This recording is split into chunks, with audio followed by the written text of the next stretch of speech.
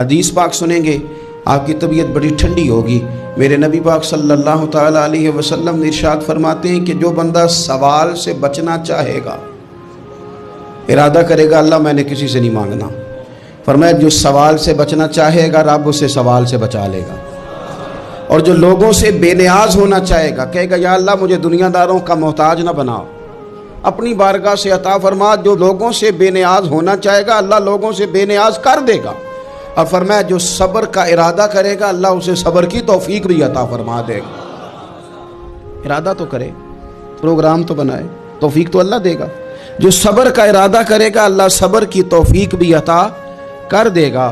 اور حضور صلی اللہ تعالیٰ علیہ وسلم فرمانے لگے یاد رکھو کسی بندے کو جو بہترین تحفہ دیا گیا ہے نا، اگر کسی کو کوئی بہترین عطیہ ملا ہے تو پھر اللہ تعالیٰ نے اسے صبر عطا فرمایا ہے۔